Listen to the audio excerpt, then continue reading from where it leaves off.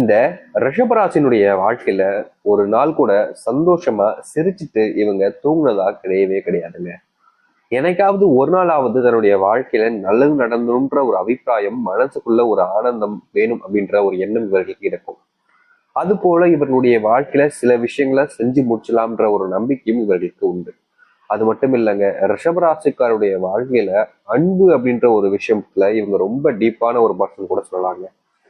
இந்த ரிஷபராசிக்காரர்கள் என்னதான் மற்றவங்களுக்கு உதவி செஞ்சாலும் மற்றவர்களுடைய தேவைகளை புரிஞ்சுக்கிட்டு அவங்களுக்கு என்ன வேணுமோ அதை கேட்டு அவங்களுக்கு தேவையான எல்லாத்தையுமே செஞ்சு கொடுத்தாலும் இவருடைய வாழ்க்கையில் இருக்கக்கூடிய குடும்பத்தார்கள், தெரிந்த நபர்கள், சில சொந்தக்காரர்கள் முதற்கொண்டு இவர்கள் நல்லா இருக்கக்கூடாது, அதாவது இந்த ரிஷபராசிக்காரர்கள் நல்லாவே இருக்கக்கூடாது, இவங்க ஏன் இப்படி சந்தோஷமா இருக்கலாம் அப்படின்ற ஒரு கேடுகட்ட எண்ணத்தினாலேயே இந்த ரிஷபராசிக்காரர்களை பல விஷயங்கள்ல அவமானப்படுத்துவதும் அசிங்கப்படுத்துவதும் செஞ்சுக்கிட்டு தாங்க இருக்காங்க. இவர்களுடைய வாழ்க்கையில இவர்கள் ரொம்ப பொறுத்து பொறுத்து போயிட்டாங்கங்க. ஆனா இவர்களுடைய அந்த ஒரு சில நபர்கள் செய்யக்கூடிய விஷயங்களை பார்க்கும் பொழுது இவர்களுக்கு பயங்கரமான கோபமும் வெறுப்பும் தாங்க அதிகமா வருது. ஏன்னா யாராவது ஒரு நாள் ஒரு தவறு செய்யும் போது நமக்கு கோபம் எப்படி வரும்? ஆனா இந்த ரிஷபராசினுடைய குடும்பத்தார்கள் நித்தம் இவங்களை டார்ச்சர் பண்றது, தேவையில்லாத விஷயங்களை பேசி இவர்களை அவமானப்படுத்துறது, மற்றவர்களுக்கு முன்னாடி இவர்களை கூனி குறுகி நிப்பாட்டி வச்சிருவாங்க. மற்றவங்க முன்னாடி இவங்க அசிங்கப்பட்டு நிற்க வேண்டிய நிலைமைக்கும் தள்ளப்படுவார்கள். முக்கியமா கடன் பிரச்சனை, இவர்களுடைய குடும்பத்தார்கள் செஞ்ச தவறுனால வந்த கடன் பிரச்சனையை அதை தீர்க்க முடியாம நாளுக்கு நாள் கஷ்டப்படக்கூடிய ஒரு நபராகவும் இருக்கிறார்கள் இந்த ரிஷபராசிக்காரர்கள். இவருடைய மனசுல நிறைய காயங்கள் என்பது அதிகரிச்சுக்கிட்டே தாங்க இருக்கு. நாளுக்கு நாள் காயங்கள் மட்டுமே தங்கக்கூடிய ஒரு நபராக மாறிவிட்டார்கள் தாங்க சொல்லணும் இந்த மற்றவர்கள் மேல மதிப்பும் மரியாதையும் ரொம்ப அதிகமா வச்சிருப்பாங்க இவங்க. ஆனா இவங்க வச்சிருக்கக்கூடிய அந்த மதிப்பு மரியாதைங்கிறது மற்றவங்களுடைய தகுதிக்கு ஏற்றதா இருக்கான்னு கேட்டீங்கன்னா கிடையாதுங்க. இவங்க மற்றவங்களுக்கு நல்லது நினைப்பாங்க, ஆனா மற்றவங்க யாரும் இவர்கள் நல்லா இருக்கணும், இவருடைய வாழ்க்கையில இவர்கள் சந்தோஷமா இருக்கணும்னு நினைக்கிறதே கிடையாதுங்க. தான் நல்லா இருக்கனா, என்னால் எனக்கு தேவையான விஷயம் கிடைக்குதா போதும், நீ எப்படி இருந்தா எனக்கு என்ன அப்படின்ற ஒரு நினைப்பிலேயே இங்க இருக்கக்கூடிய பல நபர்கள் இந்த ரிஷப ராசிக்காரர்களை தரையில போட்டு மிதி மிதின்னு மிதிச்சு எடுக்கிறாங்க. புழுவை மிதிக்கிற மாதிரி இவர்களை மிதிச்சு அந்த அளவுக்கு காயப்படுத்துறாங்க. ஆனாலும் எல்லாம் ஒரு நாள் சரியாயும்ன்ற நம்பிக்கை இருந்துச்சு இது நாள் வரைக்கும். வாழ்க்கை மாறிடும்னு இவருடைய நம்பிக்கைக்கு ஏத்த மாதிரிங்க இனி வரக்கூடிய காலங்கள்ல இவர்களுடைய வாழ்க்கை என்பது மிகப்பெரிய அளவில் மாற்றத்தையும் நன்மைகளையும் கொடுக்க போகுதுங்க. இதற்கு முன்பு வரைக்கும் இந்த ரிஷபராசினுடைய வாழ்க்கையில காணாத சந்தோஷங்களும் நடக்காத நன்மைகளும் நடக்க போகுது. சரி, இவர்களுடைய வாழ்க்கை எப்படி மாறப்போகுது, எந்த அளவுக்கு வாழ்க்கையில சந்தோஷத்தை பார்க்க போகிறார் என்பதை பற்றி நாம் தெல்ல தெளிவாக இந்த ஒரு பதிவுல பார்ப்போம். அதற்கு முன் நம்முடைய சேனலுக்கு நீங்கள் ஒரு புதிய பார்வையாளர் இருப்பினும் இதுவரைக்கும் நம்ம சேனலை நீங்க சப்ஸ்கிரைப் பண்ணாம பாக்குறன்ற போதும் சேனலை மறக்காம பக்கத்தில் இருக்கக்கூடிய பெல் ஐக்கானை கிளிக் பண்ணிக்கோங்க. அப்பதான் நம்ம போடக்கூடிய அனைத்து தகவல்களும் உங்களுக்கு நோட்டிபிகேஷன் வந்து கொண்டே இருக்கும். முடிஞ்ச அளவுக்கு வீடியோவை ஸ்கிப் பண்ணாம பாருங்க. அது மட்டும் இல்லைங்க, ரிஷபராசிக்காரர்களுக்கான ஒரு பரிகாரமும் இந்த ஒரு பதிவில் இருக்குது. அதனால முழுமைக்கும் வீடியோ பார்த்தீங்க அப்படின்றா மட்டும்தான் உங்களுக்கு எந்த பரிகாரம் அப்படின்றது புரியும். அதனால முழுமைக்கும் வீடியோ பாருங்க. சிறந்த ஒரு பரிகாரம், இதை செஞ்சாலே போதுங்க, வாழ்க்கையில நிறைய விஷயங்கள் நடக்காமலே போயிருக்கும் பார்த்தீங்களா, அப்படிப்பட்ட விஷயங்களை கூட இது நடக்க வச்சிடும். சரி, ரிஷபராசிக்கார அன்பர்களை, உங்களுடைய வீட்டில் இருக்கக்கூடிய பிள்ளைகள் உங்களை மதிக்காம இப்போ உங்களை விட்டு பிரிஞ்சு போகணுன்ற எண்ணத்துக்கு வந்திருப்பாங்க. முக்கியமா சொல்லணும்னா இந்த ரிஷபராசிக்காருடைய சொத்துக்களை பிடுங்கிட்டு உங்களை தனிமரமா விட்டுலாம் அப்படின்ற எண்ணத்துல கூட இவருடைய பிள்ளைகள், யார் பெற்ற பிள்ளையோ இல்லைங்க, தான் பெற்ற பிள்ளைகள் அப்படின்ற மாதிரி தாங்க சொல்லணும், இவர்கள் பெற்ற பிள்ளைகளை இவர்களை விட்டுட்டு அனாதையை விட்டுட்டு நம்ம சொத்த பத்தெல்லாம் பிடிங்கிட்டு இவங்களை அனுப்பிச்சு விட்டுருவோம், அனாதாரத்துல போய் விட்டுருவோம் அப்படின்ற ஒரு மனநிலையில இருந்துகிட்டு இருந்திருப்பாங்க. முக்கியமா சொல்லணும்னா அதற்கான விஷயங்களையும் செஞ்சுக்கிட்டு இருந்திருப்பாங்க. ஆனா இப்படிப்பட்ட தவறுகளை அவங்க உணர்ந்துருவாங்க. முக்கியமா சொல்ல போனா விட்டுட்டு வந்திருக்கலாம், அல்லது விடுவதற்காக செல்லலாம், அல்லது விடுவதற்கான வாய்ப்புகள் ஏற்படக்கூடிய நிலைமையில இருக்கலாம். ஆனா இப்போ இன்னும் சில தினங்கள்ல இந்த ரிஷபராசினுடைய பிள்ளைகள், குடும்பத்தார்கள் புரிஞ்சுப்பாங்க, நம்ம இப்படிப்பட்ட ஒரு தவறை செய்யலாமா, இது நம்ம அப்பா அம்மா இல்லையா அப்படின்ற ஒரு நிலைமைக்கு வந்து தான் செஞ்சு தவற மனசுல உணர்ந்து அவர்கள் உங்களை வேணாம், நீங்க எங்க கூடவே இருங்கன்னு கூப்பிட்டு வந்து உங்க வீட்டிலேயே வச்சுப்பாங்க.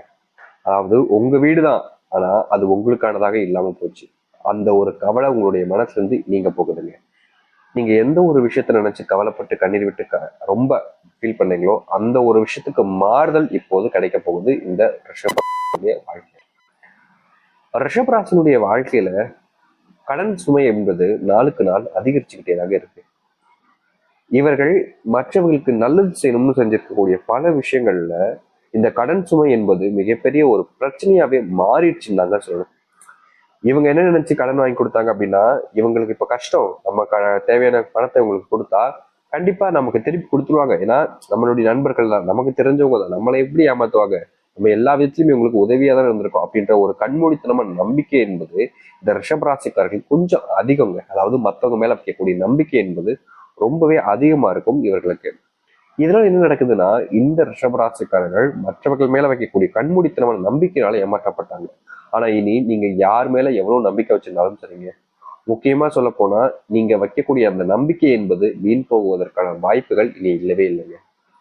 நீங்க என்ன வேணா செய்யுங்க, எப்படிப்பட்ட நபர்கள் மேல வேணா நம்பிக்கை வைங்க, யாருமே உங்களை ஏமாற்றவும் மாட்டாங்க, உங்களை ஏமாற்றி அவர்கள் சந்தோஷப்படவும் மாட்டாங்க.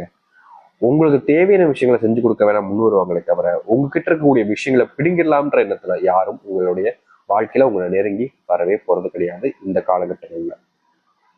சரி, இது மட்டும் தானாங்க அப்படின்னு கேட்டீங்கன்னா, உங்களுடைய வாழ்க்கையில பிள்ளை பெறணும், அதாவது குழந்தை வேணும், குழந்தை பாக்கியம் இல்லாம ரொம்ப நாட்களாகவே நீங்க மற்றவங்க முன்னாடி அவமானப்படுவதும் அசிங்கப்படுவதும்னே உங்களுடைய வாழ்க்கையில நடந்துகிட்டு இருக்கு. நீங்க என்ன பண்ணாலும் சரி, உங்களுடைய குடும்பத்தார்கள் உங்களை அவமானப்படுத்துவாங்க, குழந்தை இல்லை அப்படின்ற ஒரு காரணத்தினால. நீங்க குடும்பத்துக்காக பல லட்சங்கள் கோடிகள் செலவு பண்ணியிருப்பீங்க, ஆனா கூட அதை பத்தின அந்த ஒரு சின்ன சிறிதளவில் இருக்கக்கூடிய அந்த எண்ணங்கள் கூட அவர்களுக்கு இருக்காது. உங்ககிட்ட குழந்தை இல்லை, உங்களால குழந்தை பெற்றுக்க முடியாதுல்ல அப்படின்ற மாதிரி அந்த ஒரு விஷயத்த வச்சே இவர்களை ரொம்பவே இழிவுபடுத்துவாங்க, அசிங்கப்படுத்துவாங்க, அவமானமும் படுத்துவாங்க. இவர்கள் என்ன பண்ணாலும் சரிங்க, அவர்கள் ஏதாவது ஒரு விஷயத்தின் மூலியமா குறை கண்டுபிடிச்சு இவங்களை கஷ்டப்படுத்தணுன்றதுக்காகவே எல்லா விஷயத்துகளையும் மாறி மாறி மாறி மாறி பண்ணுவாங்க. இவங்க அவங்க கிட்ட கெஞ்சுவாங்க, ப்ளீஸ் இந்த மாதிரி பேசாதீங்க, தயவு செஞ்சு இப்படி பேசாதீங்க அப்படி இப்படி. ஆனாலும் இவர்களை பல விதங்களை அவமானப்படுத்திருக்காங்க. அந்த அவமானங்கள் இனி நீக்கப்படுங்க. உங்களுடைய வாழ்க்கையில நீங்க எந்த நபர்களிடம் இருந்து அவமானப்பட்டு கண்ணீர் விட்டு கலங்கி நின்றீங்களோ அவர்களே உங்களை தேடி வருவாங்க. என்னை மன்னிச்சிருப்பா, நான் தெரியாம தப்பு பண்ணிட்டேன், இனிமே இப்படி பண்ண மாட்டேன்னு உங்களுடைய கால்கள் பிடிச்சு கரம் தழுவி என்னை மன்னிச்சிருன்னு சொல்லக்கூடிய நிலைமை என்பது ஏற்படும் இந்த ரிஷபராசினுடைய வாழ்க்கையில. ரிஷபராசிக்காரர்களுக்கு உடல் சார்ந்த சில உபாதைகளும் நோய்களும் கொஞ்ச நாட்களாகவே இருந்துகிட்டே இருக்குங்க.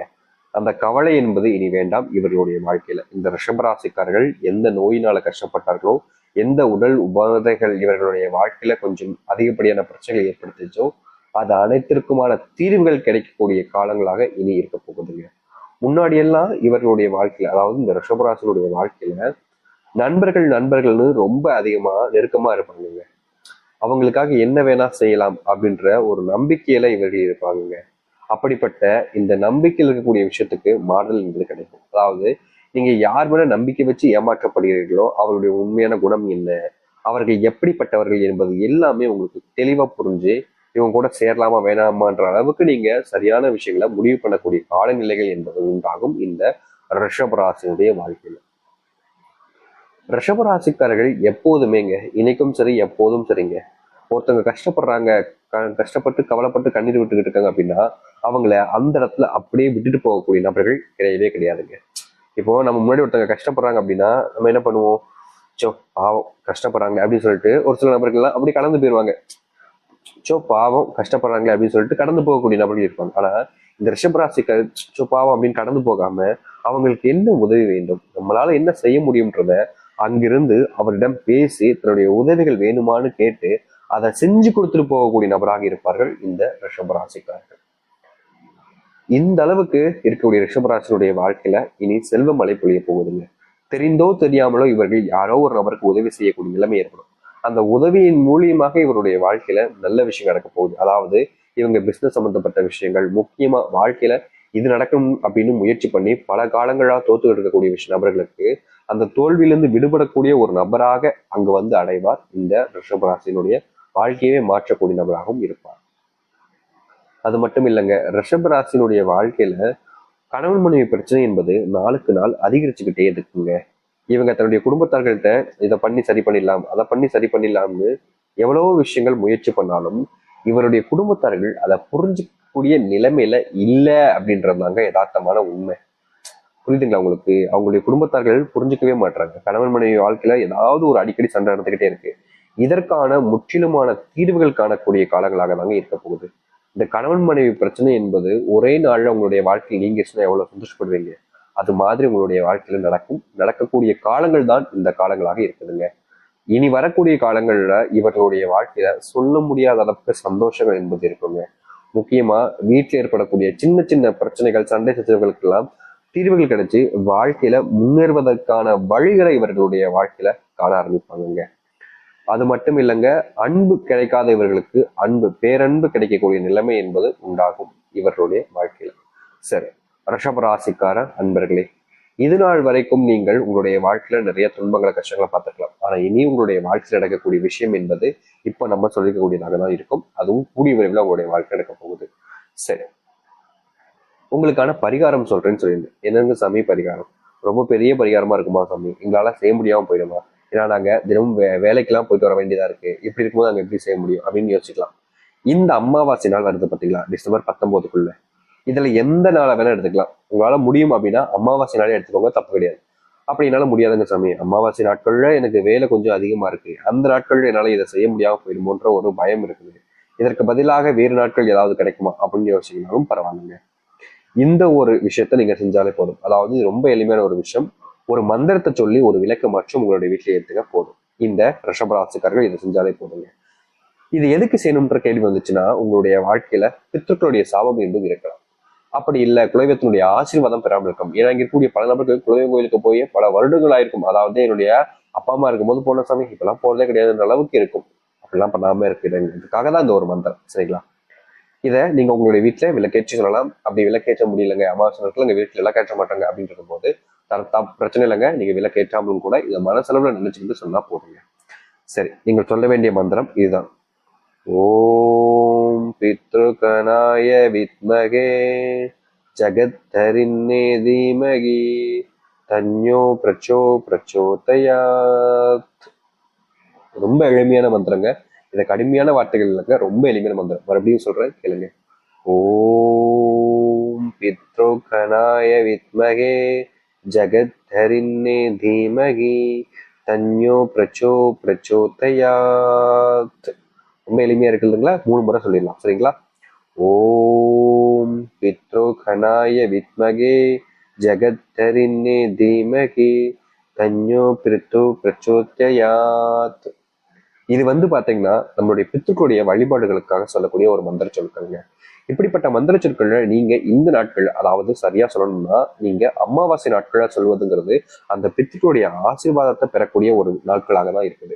அதனால நீங்க இந்த ஒரு நாட்களை தவற விடாதீங்க. முழு மனசோட செஞ்சு சொல்லி பாருங்க. முழுவதுமான மனசுல இருந்து கடவுளோட அந்த எண்ணத்தோட சொல்லி பாருங்க.